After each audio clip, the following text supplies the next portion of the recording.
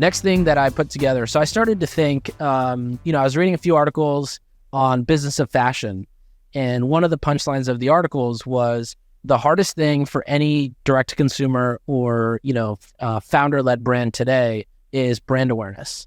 Like, it's the most costly thing on the now. Yeah. And so I just started to think, big brands, they can do, like, Olaplex can send 1 million samples to Sephora and say, hey, whenever you open a shopping bag to put products in, just drop one of ours in. And Allbirds can say, well, we're just going to open up retail stores across the country. And, Loops Beauty can say, we're going to hire Emily Ratajkowski to be the face of our brand. But what do the small guys do? How do the small guys generate brand awareness? So I've got a few ideas. I'm curious about your feedback on the ideas and if you have any ideas that come to mind. Okay. So the first one is obvious.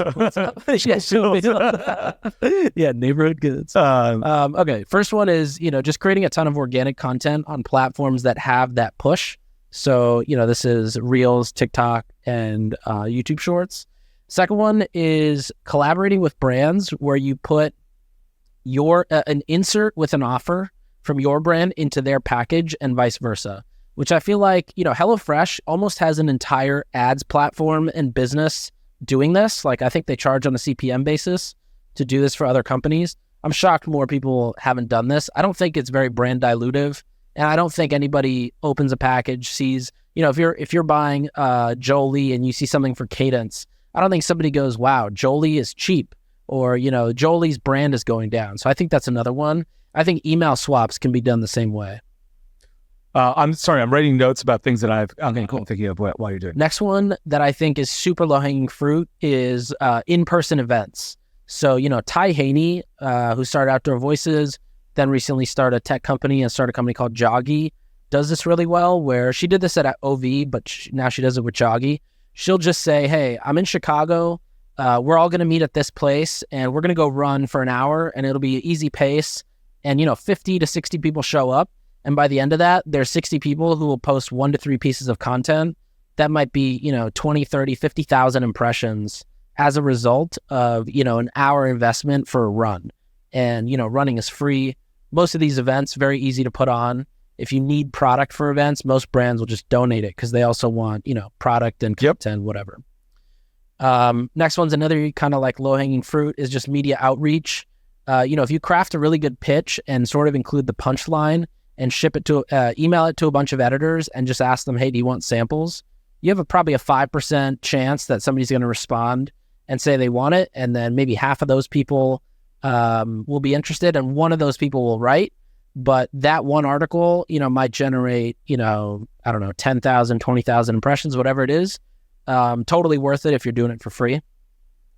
Another one is try to get placement in online marketplaces. So you don't necessarily have to sell. You don't have to fulfill through the company that owns the marketplace or the retailer. So maybe it's Walmart.com. You don't have to fulfill it through Walmart.com. Or if it's Verishop, you don't have to send your inventory to Verishop, but just have your inventory synced so that you can be listed on their site. So if people are searching for, a shower head on Nordstrom, Jolie pops up, but then you still fulfill it yourself.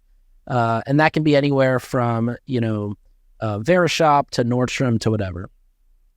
Another one that I've seen work really well with younger demo brands is contests. So, back when we used to run contests, it was like, give us your email, 5 brands pitch in, like, the Skim runs it. Hint says we're going to give $1,000. Native says we're going to give, deodorant for 2 years.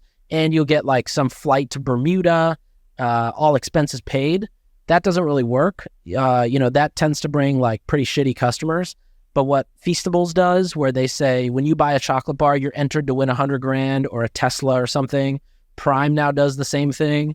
And it does really well. It drives a huge bump in revenue. And they tend to be people who are also kind of fans of the brand as well.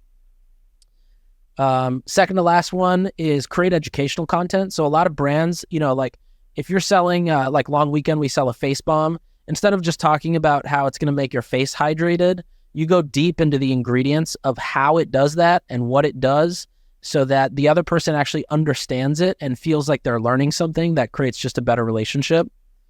And the last one is, I've always been fascinated by, if you walk into Equinox, the screens in the lobby of Equinox, basically they're sponsored by American Express. It's got the American Express logo at the bottom, and Equinox has sort of turned their lobby, or turned their, they're a for-profit company, but they've sort of become this media platform.